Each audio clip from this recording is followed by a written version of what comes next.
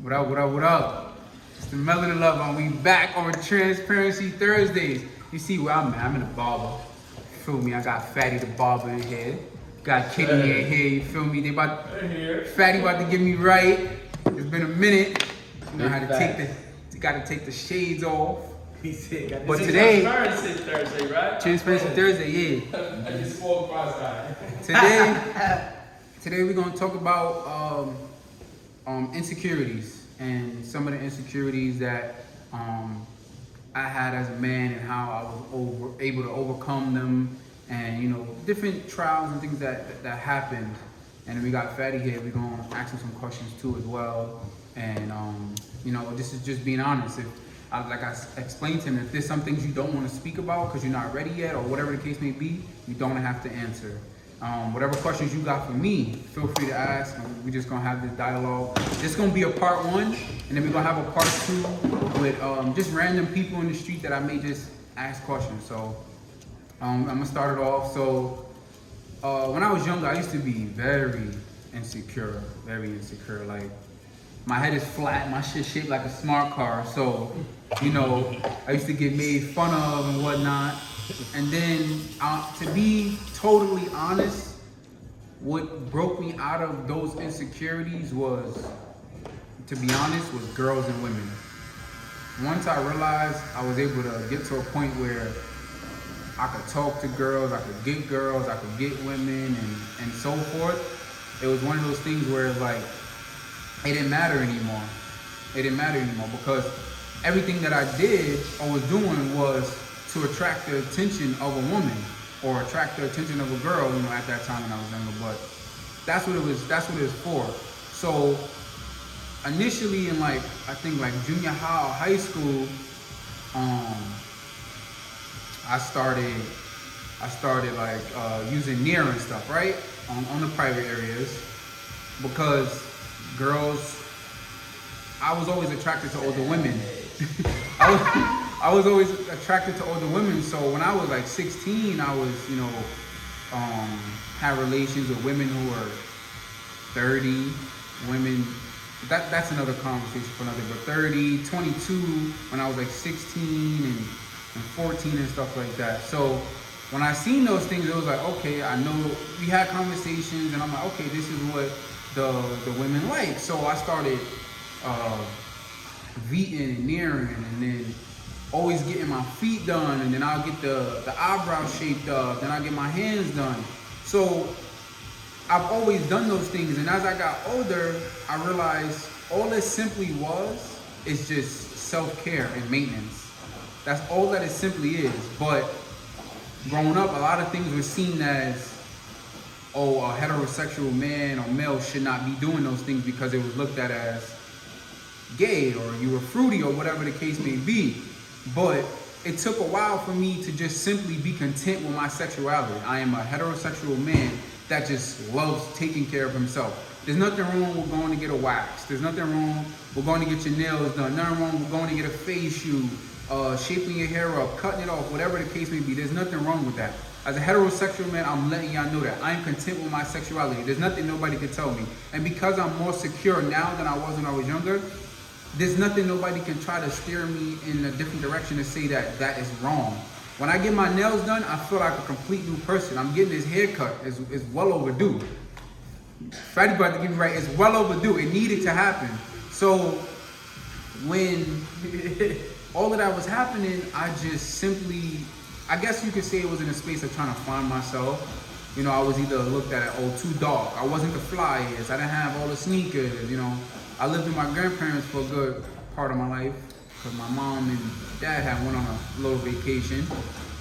So my grandparents wasn't into that type of stuff. They wasn't going to cop the new sneakers every time it came out. Yeah, I got, some sneakers here and there, but it wasn't always when it came out. So I say this to say, fellas, you have to stop doing things for the attention and to appease other people, and figure out what it is that you want to do to make yourself happy. So me getting a haircut right now is because I feel good when I do it. It's a certain, I got confidence regardless. I ain't cut my hair in, when's the last time you cut my hair? Probably like a month and a month and a half, almost 2 months, right? I got confidence without the haircut. But once I get it, it just increases it to a whole nother level. There's nothing wrong with taking care of yourself, and don't let nobody tell you that. Once you become content with yourself, you gotta find that inner person in you to figure out what it is that you want, or what makes you feel good, what makes you feel like that the cockiest motherfucker on the world. Like nobody can tell you shit. You have to get to that. You got to get to that certain point. Me and Fatty be talking. I know he be feeling like that. I know you feel like that. Once you get the cut, get the hair done, you feel me? It's a different feeling. But you got any questions for me or what's... So what I wanted to say, you can pause and edit it, right? No, this raw and unedited. You gonna do the whole thing This raw and unedited? This raw and unedited. Boy, you could at least gave me the rundown. You supposed to say action cut. It don't matter. It don't matter. This barbershop talk right now.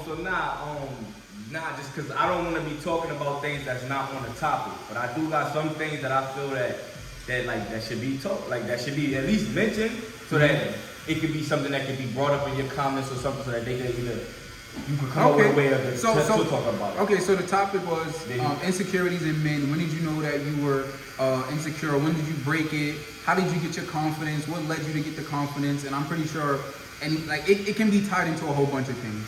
Notice how I started talking about the nails and the feet. Yeah. That was all a part of it. So. All right, so I'm gonna be honest. My insecurities might be a lot different from other people, but I would say a lot of my insecurities came from just the neglect of my home life. You know, I like my superhero really didn't see me as a sidekick as I wanted them to. You know, so like for instance, like a lot of us grow up in homes where we only got one parent. You know, and I was in that situation, and my one parent that I had at the time was going through a lot herself. You know, so I decided to take on a lot of responsibilities that weren't mine, you know, and to do a lot of things that I knew some of my siblings weren't willing to do.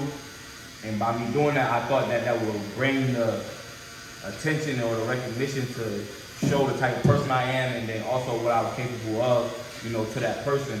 And even when I did fulfill those things, I just felt that the person didn't notice it, you know what I'm saying? Either maybe they did, but just in my opinion, not the way that I thought, you know, or to the way that I would understand. So long story short, to basically put it together so people can understand where I'm coming from, is that growing up, I had a rough upbringing, and my mother had a rough upbringing as well. My mother was in a situation I felt like that I was in, something I had to do for myself. My mother just needed somebody to believe in her, see something more in her that she couldn't see in herself, you know?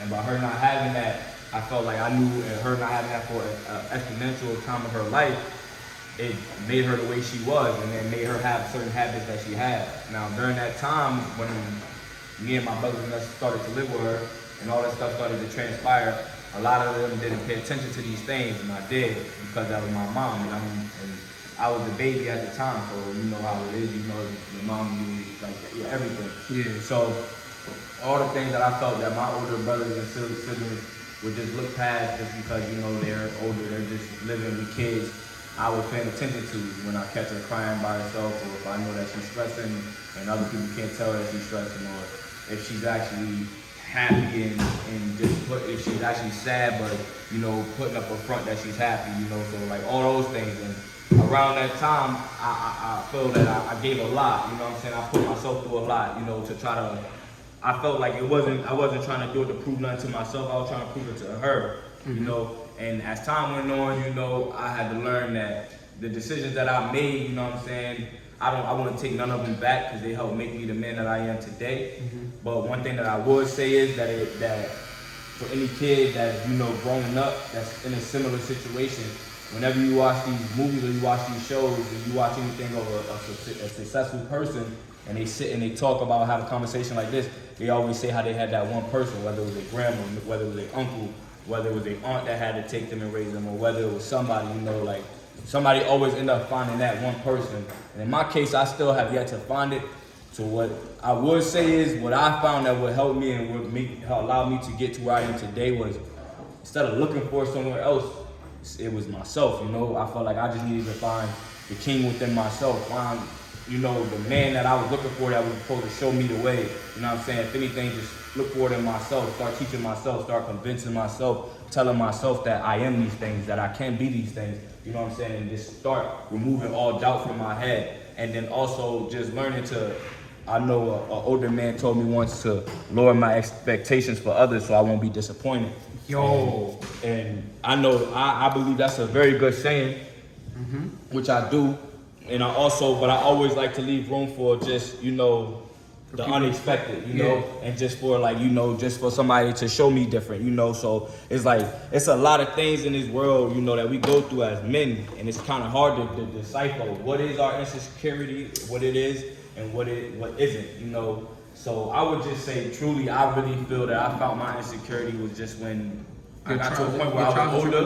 I just felt like when I got older and I wasn't in a situation to where it was like what I was doing, if I was to still do it at this age, it's like I'm not doing it for what I was doing it for before, which was to be there for my mom or do this because it's like I'm grown now. I gotta live for myself. So it's like there wouldn't be an excuse to say, oh, this is why I'm doing this, or this is why I'm gonna choose to go this path with my life, or this and that. So it's like right now I'm in a situation where it's like, you know, I have to prove to myself who I'm living for, which is myself. So I just feel like I don't know. I just feel like with the whole insecurity thing, I feel like when all the pressure came and it got to a point where it was just like overwhelming, it was a decision to be made. And during that time, I decided to believe in myself and just love myself instead of giving in. I thought the easy way was to just so-called go insane or just give in to whatever it was going to be after that thought. Because I mean, where I was at mentally, you know what I'm saying, and emotionally and all of that, and spiritually was just not a good place, you know what I'm saying? So I would say literally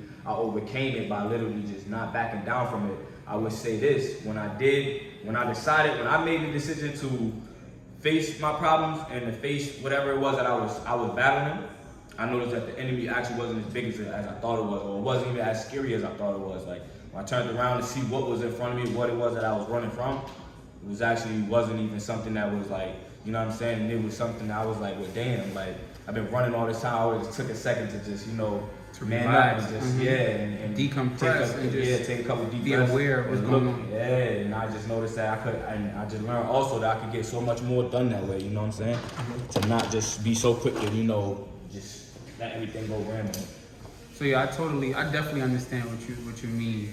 And a lot of situations in your life will either make you or break you. You can either become more confident from a situation, or you can become less confident in a situation. Prime example, right? If you're engaging in a sexual act with someone, right, and you don't perform as well as you would have liked to, there is a high chance that is going to affect your confidence. It may be big, or it may be small. But to some extent it will. Let's say you take a test and you want 100, but you get a 75. It will affect you in some way, shape, or form. Now, leading back to what you just said, you took the time to decompress and realize, okay, what am I doing wrong that is making me feel this way? What am I doing wrong, or what am I not doing that's not pushing me in the direction that I need to go? So you can apply that same principle to life overall. And there are a lot more insecurities that I personally have. Yeah, I have a lot of insecurities when it comes to as far as just like mine is trusting people. Yeah, Trusting people. I have insecurities when it comes to trusting people. I have abandonment issues. Me too. Separation I got issues. mommy and daddy issues. Yeah, and I got issues with just like, you know, like taking somebody's word. You know what I'm saying? Like, I mean, it just nowadays it's just so foreign. Like, to, you know, to be able to just a person tell you something and they actually mean it. You know what I'm saying? I feel like in the era we're in now, a person can tell you anything. People are living in fantasies in their head. So it's like people want to be addressed certain ways, and there's just so much going on in the world right now where it's like what was understood is not even understood anymore. You know what I'm saying? And there's gray areas in that as well. So it's like by that being the case and that being the situation as well now, it just makes it, you know, a lot more. Just like as far as just being a man in this era right now, like was battling a situation where I was in a relationship with someone, and I don't know if they may see this or not, but in a relationship with a female. And as a male, I feel that I do okay with communication. I know there's always room for improvement. So I never put my hands on a woman, and I never will. This woman that I was just currently with, me and her was going through some things. I have an ear infection. It's been bothering me. Now the person that I'm with, she's a very emotional person. She's very, you know, she's more her, like about her and her emotions and how it goes with her, you know what I'm saying? Which is understandable. It's how some women are, you know, until they get to a point where they meet somebody and they learn how to, you know, coexist with someone else.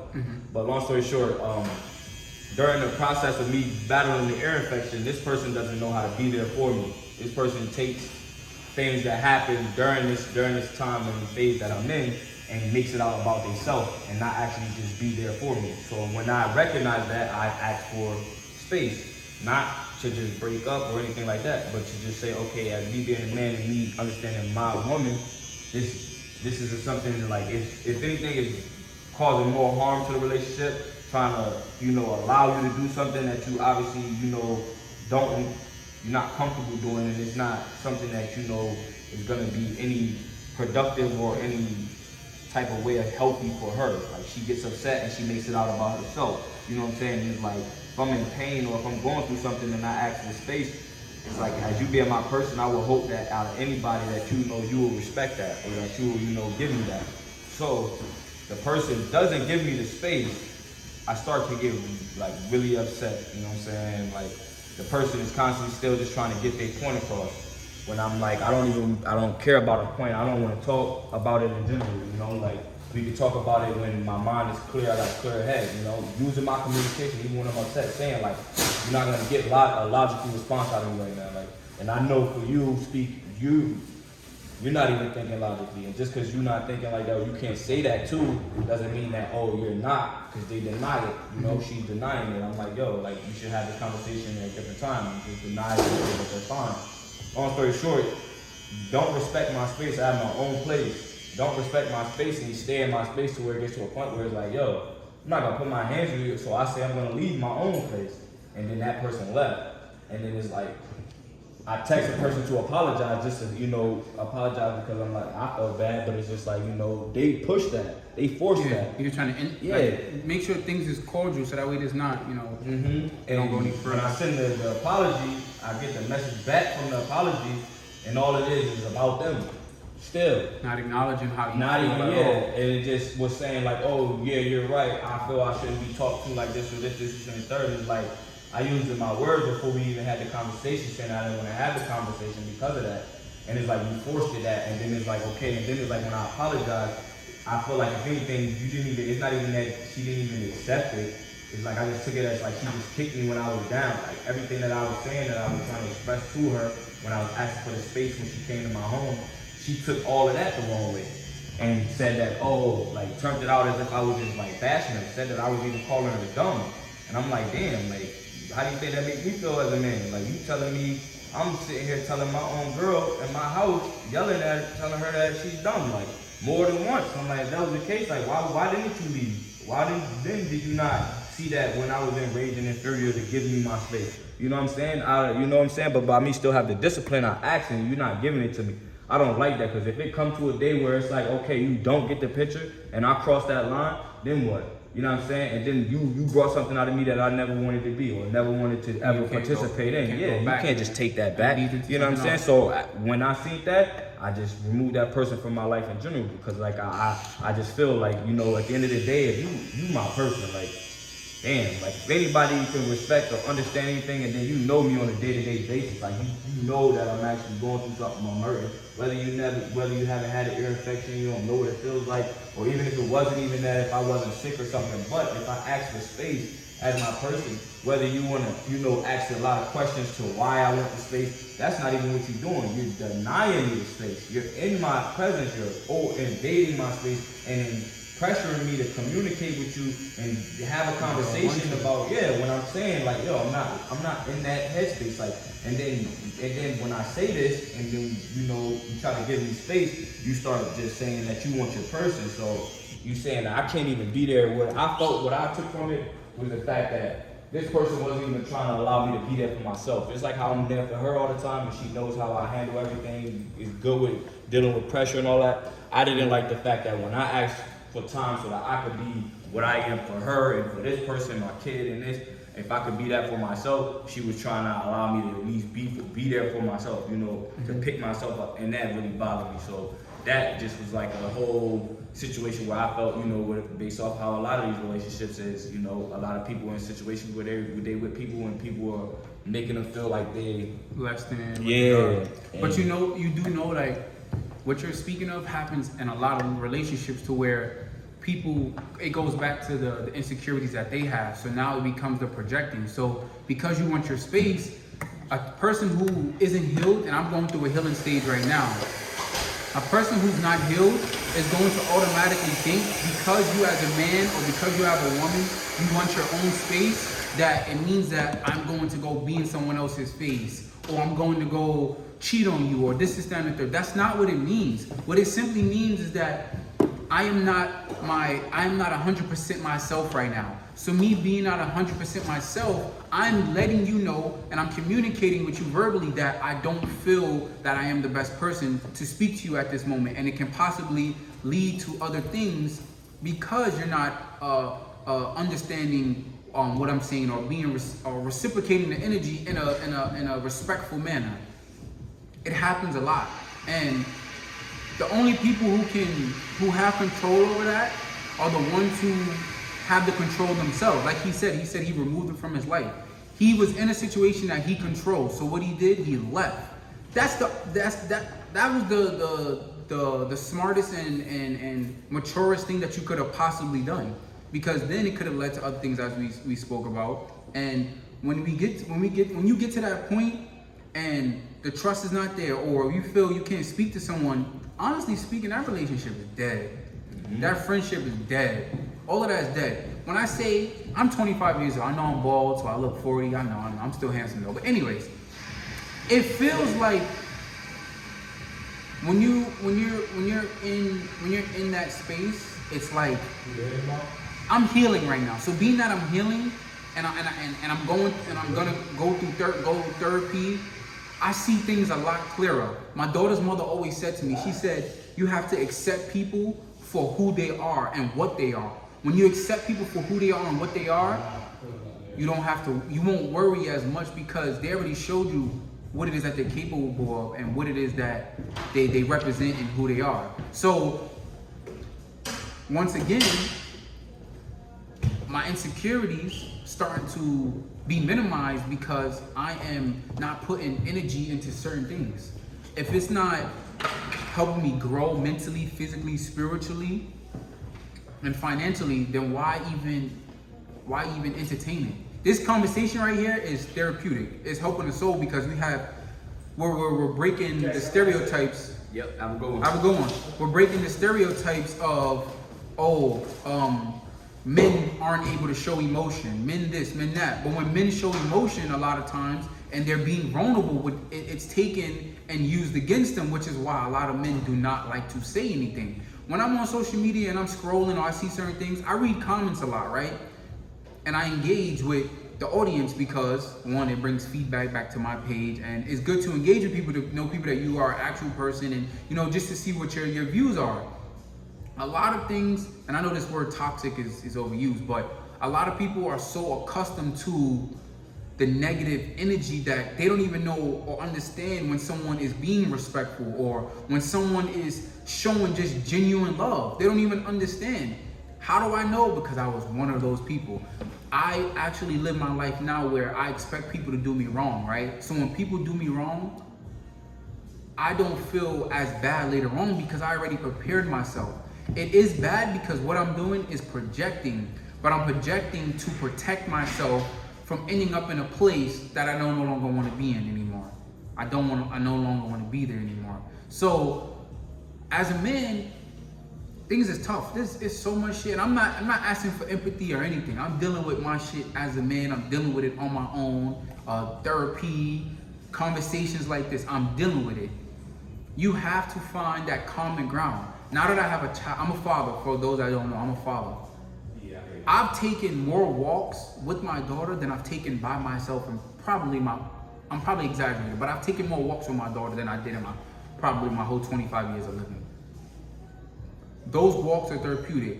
Me being able to heal and transition from the way that I was taught and brought up to the way I am now and how I'm raising my daughter is completely different, because I have to unlearn the toxic behaviors. I have to unlearn what my family and other people were taught growing up. It's not the same. The children from today are not the children from a decade ago and etc. Although we are living in this world, we are in different places, so you can't approach everything the same way. My daughter, she does not like yelling. I grew up in a household where my mother yelled. My grandmother yelled. My grandmother yelled so much that the doctor said if she stops yelling, that it can kill her. That's how much she yelled. Her body became accustomed to the yelling, and you know, when you yell a lot, it's put stress on your heart and etc. etc. My daughter isn't raised like that. So that is one thing I had to unlearn and relearn. Gaining a high level of patience is something that I had to learn, and I'm still learning. I think that it's been genetically passed down to my daughter, because she gets frustrated so fast, it don't even make any sense. We have to talk to her, and there's no need to yell at her. We talk to her like, baby, take your time. She'll be putting her shoes on, and one foot it'll be the wrong foot. The shoe's not going in.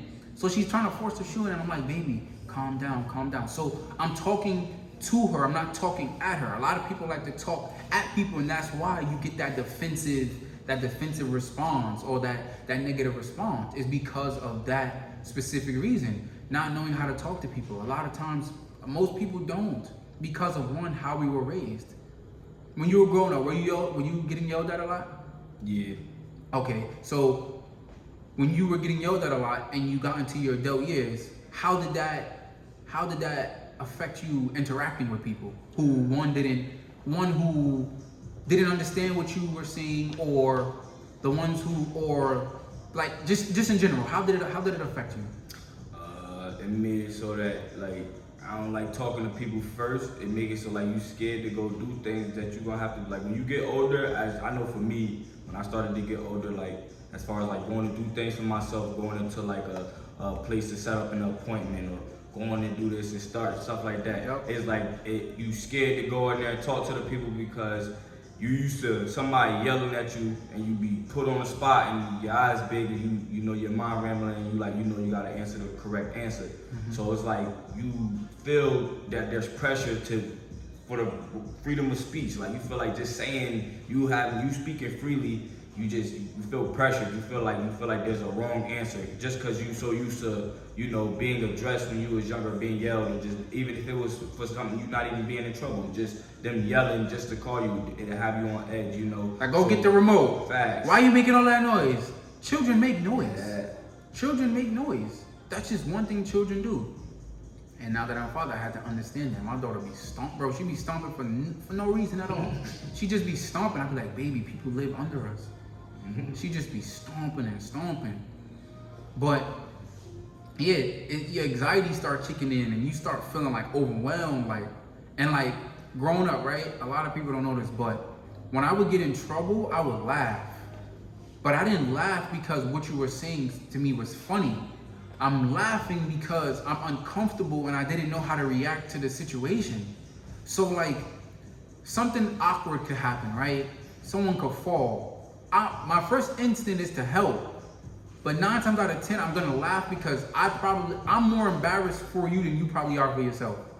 Because it's an embarrassing thing. I've been embarrassed before. So I know that when certain situations happen, it's like, how do I deal with it? What's going on? How do I go about it? How do I like interact with people after it just happened? Now I'm older, it's like, okay, I fell. I'll be like, damn, I laugh this shit off, I brush it off, and I keep it pushing because I'm alive still. I'm not gonna cry off and spill milk. But I want y'all to understand, and I want y'all to know that you have to be in control. Matter of fact, only focus on what you have control over. If you don't have control over it, do not give it your energy. Do not stress yourself out about it, because then you will be bald like me. You will be bald like me. You will lose your follicles and shit and etc. You will be bald like me. Don't be stressing over things you have no control over. I have control over how I raise my children. I have control over what I put in my body. I have control over what chemicals I use. I have control over how many showers I take. I have control over how many times I brush my teeth. I have control over where I spend my money. I'm an advocate for investing. Fatty know that. We talk about this all day long. And investments. We're gonna say that for another video though. But focus on what you have control over. And you will start seeing that things will ease. Things will ease because it's not conducive to your well-being in no shape or no, however that saying goes. It's just not conducive. Yeah, it's not conducive. So, you got any last remarks you want to add, brother? Last thing I want to say is to everybody, man, out there. If I could say something to anybody that's like going through something, is because I know I just want to say this.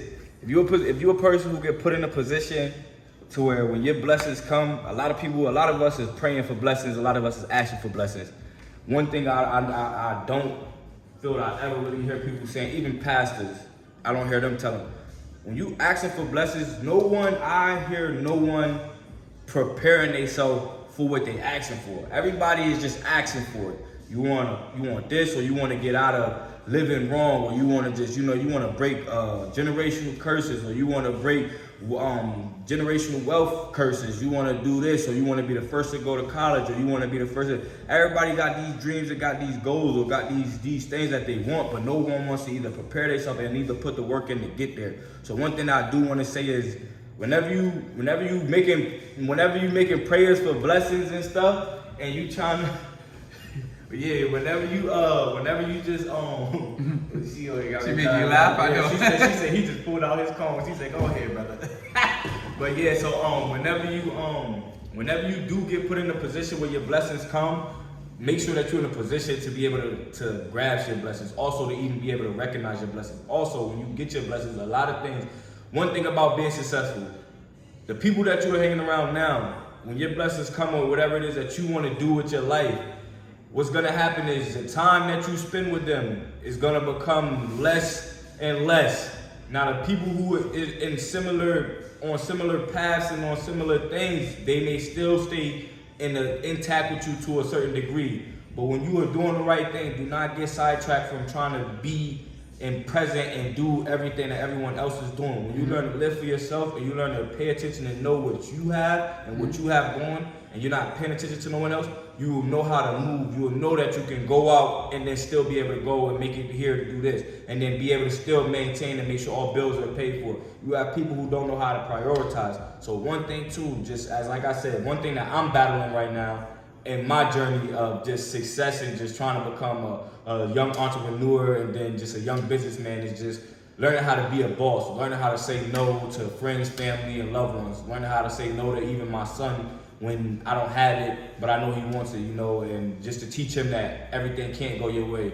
Also to just learning how to just, explain to certain loved ones that I don't have, the time, what I'm saying, that I used to have, now that I am engaging in my craft or whatever my goal is. And the last thing I want to say that I know somebody told me, I forget who it was, I don't want to give credit to the wrong person, but I know a person did tell me this, which I do feel that it was something I needed to hear, is they told me, do not get wrapped up in trying to secure a bag or your career and neglect building relationship and a bond with your children and your kids. Because a lot of us in this era right now, we so caught up on the materialistic and just what it is to provide and what it is. And a lot of people don't understand that these same people and these same bosses and these people that everybody want to be like, these people are without a wife, without a family, without kids, without friends, because there's certain sacrifices you have to make to get there. Mm-hmm. So not everybody meant to be a boss. Not everybody meant to be that guy, you know what I'm saying? It's okay to be, like too many chiefs and not enough Indians. Like there gotta be people willing to go and do the extra mile that this person isn't willing to do. If everybody had the same work ethic, I don't know where we would be. You know what I'm saying? Like I saw a quote on on Cinco de Mayo Day, right? And it was like everybody want to celebrate Cinco de Mayo, but nobody want to work. Yeah, facts. And we know they work hard, yo. They Them be boys going that come over crazy. here to the U.S. and bust a whole year out into straight Hustling. 40-hour weeks every week, no week off. And they they practice group economics like oh Yeah. my god. I literally seen about 10 of them fixing one roof. And they was busting that roof out. Facts. Like especially in the city, yo, they be man. But you know, everybody want to celebrate the wins, but nobody want to celebrate everything that it took to get there. So this Transparency Thursdays, we got Fatty the Barber getting me right. Appreciate you. Feel me? It's the Melanin Lover. Make sure you like, share, and subscribe. Follow my TikTok, the Melanin Lover. Follow my Instagram, the.melanin.lover. Follow Fatty Instagram at Fatty the Barber. That's FATTYDABARBER. Fatty the Barber. Same thing on TikTok. All fights. All sites. Feel me? Come get cleaned up. Facts. But it's the Melanin Lover checking out. We're gonna see y'all next Thursday. Mahala at y'all. Doses.